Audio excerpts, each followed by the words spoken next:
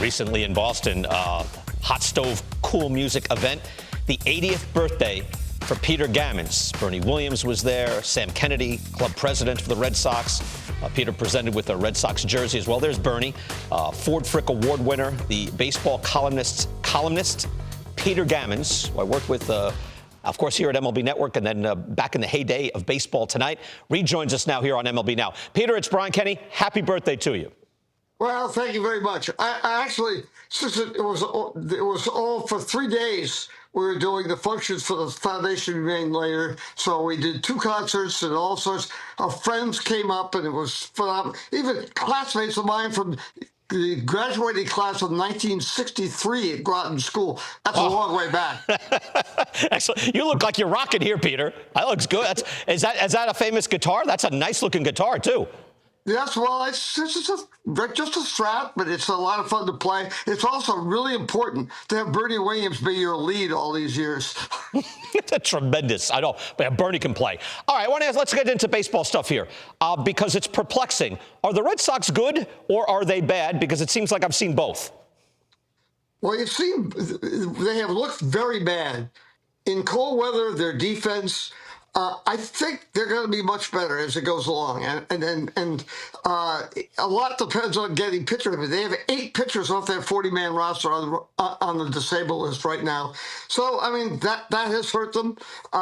They need to get some of their young pitchers in sync and also be able to bring a couple of guys back up off the disabled list. But I think they're going to be very good. I think the whole Eastern Division is going to be very good for different reasons. Yeah. One of which, of course, is if I may compliment you, you heard from me a week ago, your piece on Judge was a masterpiece, and I will keep it for a long time. Oh, thank you. That's nice of you to say. From you, Peter, that's high praise. I'm wondering your assessment of the Alex Bregman, Rafael Devers situation, because that was their star player, long-term deal, $300 million deal, and yet they brought in a guy to play his position. What did you make of all that? Well, I think they really wanted Bregman very badly for a couple of reasons. One, he is a very good defensive third baseman, even though he has made a couple of errors.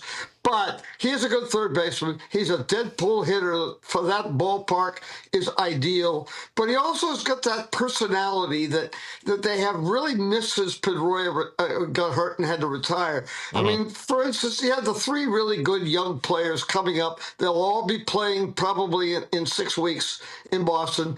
But he comes in, he buys them all suits. I mean, that's something that Pedroia used to do. Young players came up, he went, bought them suits. This is the way the Red Sox are going to treat you. This is what this team's about. Bregman came in, sort of repeated that, even though at 11 years old, Dustin Pedroia became his idol. But it's just been a very important thing. I think they needed a veteran leader on that team, and it's really worked out because the players respect him so much. Right. Look, I will get to a Yankee here, Ben Rice, who's tearing it up early. Again, big player, in the mold of Aaron Judge. He's from your neck of the woods. What do you think of Ben Rice?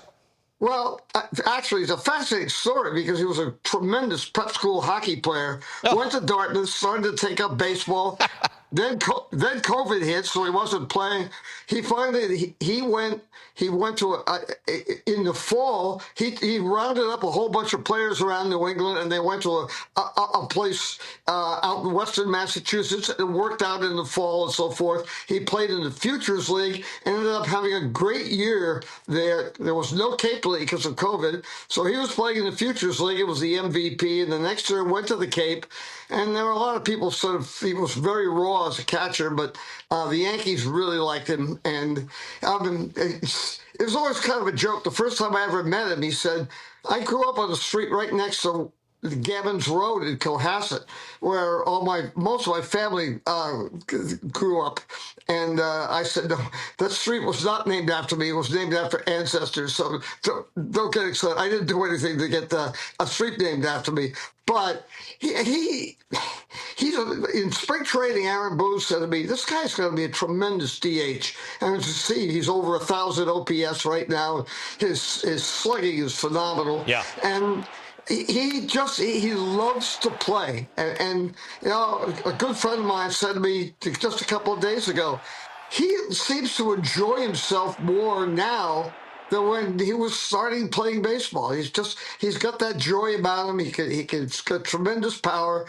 The Yankees are really good at developing catchers. I don't know how much he's ever going to get to catch, but he can play first base, and that probably it'll be where he ends up.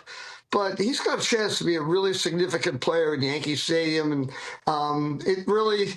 it's because I think Judge has such an influence on fostering young players, and it's really important. And he fits in there just as if he'd been playing for 10 years. You live near Gammons Road or on Gammons? So there's a Gammons. You're on Gammons Road. Well, I'm not living there now, but Okay. a lot of my family did over the years. So I think they'll probably change it to Rice Road over time. Ron Darling is shaking his head, so is Mark Fine. Is there a Darling Road? Is there a Feinsand Road? Absolutely not. If there's a Kenny Road, it's in Roscommon. It's not here, but there's Gammons Road. Peter, just tell us briefly, I did see a report on this. Your college scholarship program is so impressive. Just briefly tell us about that. Well, about 10 or 12 years ago, the founders of the foundation, to be named later, Theo and Paul Epstein, named their scholarship program in mine. So they're called the Gammons Scholars, and it's one of the great honors, but it's also one of the great pleasures of my life. And all the concerts that we do provide the capital for them. We got some phenomenal contributions this last weekend at both concerts. And, we have over 350 Gammons Scholars, 1% dropout, which the greatest thing about it is every day I am reminded of that, because it just says, guess what? Some of the most important things in life are opportunity and hope, and just gives me something every day to live by. Wow. 350. That's tremendous. Peter, you're a national treasure. It's great having you here. Happy 80th birthday, and we'll do it again soon, right here on this show. Thank you, Peter. Thank you very much.